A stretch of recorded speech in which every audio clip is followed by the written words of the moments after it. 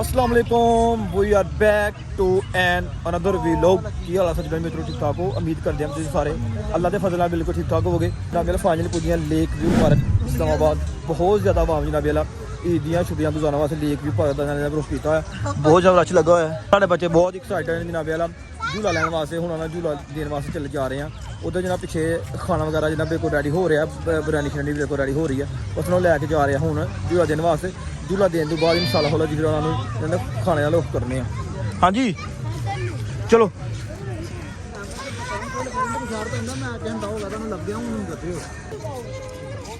अहमद एहसान हाथ फड़ा दा परेशान हो जनाब बच्चों की सवारी है ऊँठा दे ऐसे दवाइयां लूटे फिर। हाँ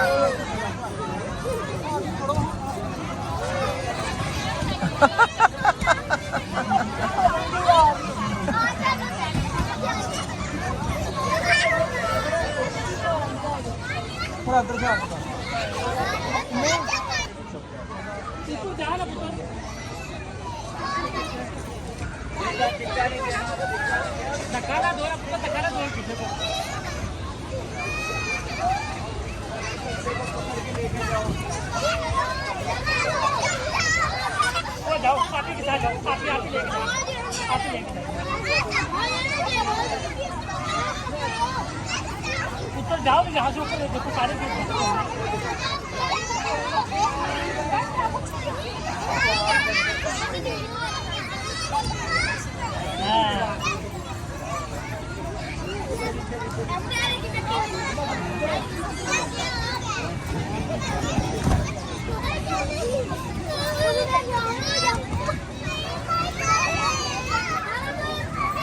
उस तो बाद जनाब बग्गी तो बच्चे हुडा लगे देन।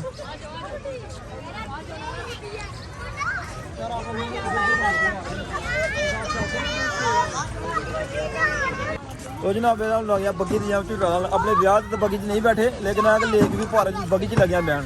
हाँ बिस्मिल्लाहिर्रहमानिर्रहीम। चलो जी चलो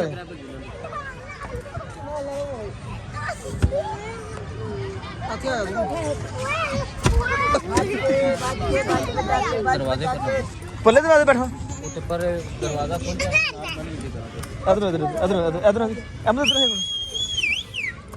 अच्छे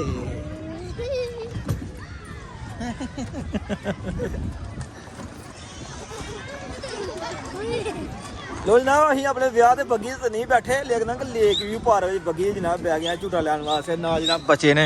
हाँ जी बच्चियो कैसा महसूस कर रहे हो?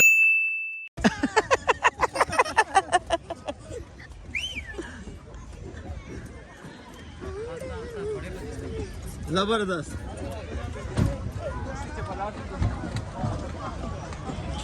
किधर को जा रहे हो?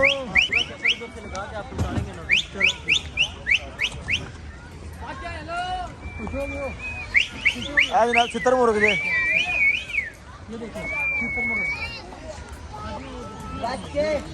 ये शुतर मुर्ग है भैया, बहुत बड़ा बड़ा शुतर मुर्ग।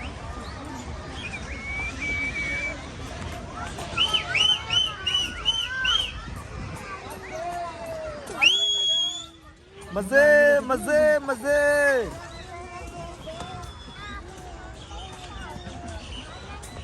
रौनक लगियां हुई ने पार्क में। ईद दी छुट्टियां गुजारने वास्ते वाम आई हुई है।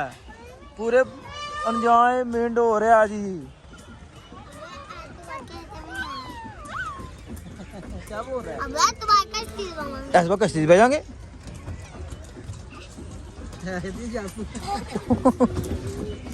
कश्ती बहुत गंदा पानी है।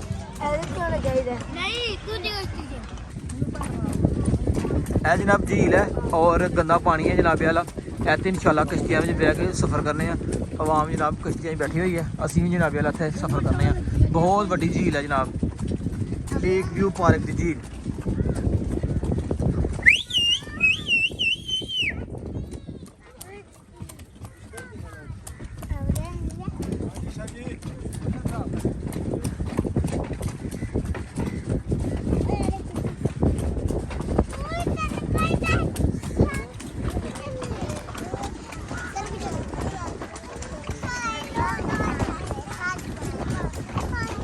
बहुत मजे जनाब आ रहे हैं, ठंडिया ठंडिया हवावां ने और जनाब बग्गी ते बैठे हुए हैं ते बच्चे भी नाल जनाब वाला।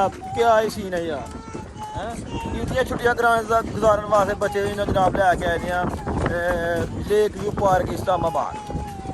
यह जनाब छोटा जिहा एक दरबार है।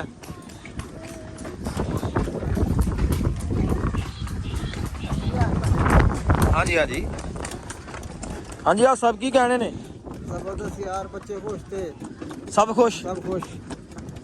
पूरा साल ਇਹਨਾਂ ਵਾਸਤੇ ਮਿਹਨਤ ਕਰੀਦਾ ਤੇ ਈਦ ਵਾਲੇ ਦਿਨਾਂ ਦੇ ਵਿੱਚ ਇਹਦਾ ਹੱਕ ਬਣਦਾ ਕਿ ਇਹਨਾਂ ਨੂੰ ਪੂਰਾ ਟਾਈਮ ਦਿੱਤਾ ਜਾਏ। ਦੇਖੀ ਆ ਜੀ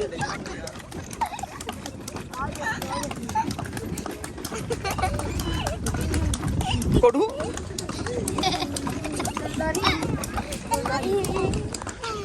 आदरू आ गहरा यार।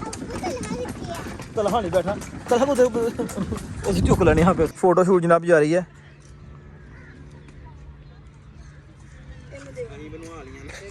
अहमद नाल फोटो बनवा लिया ने, इधर फोटो शूट जनाब जारी है।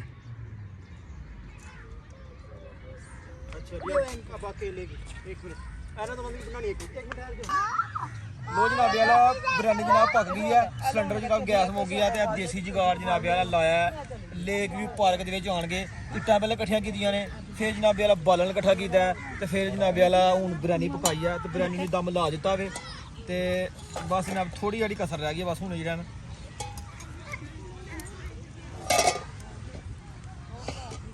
ये जिंदगी के मजे जिहड़े ने कदे कदे इहो जिहियां बहारां लभदियां ने।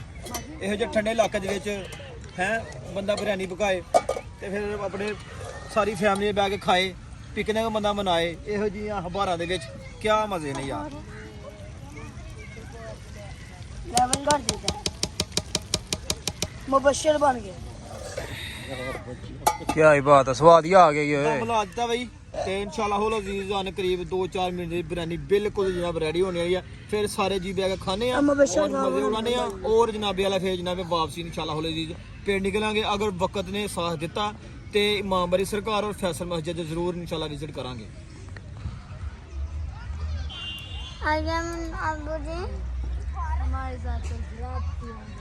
दम जनाब चावलों ला दिते सी ते हुण जनाब दम पुट के वेखने कि चावलों की जनाब किहड़ी कंडीशन है।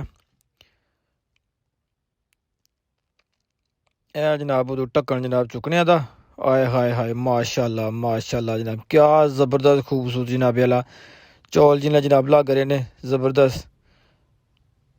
चावल जनाब बिल्कुल रेडी हो गए ने जनाब माशाल्लाह बहुत खूबसूरत जनाब।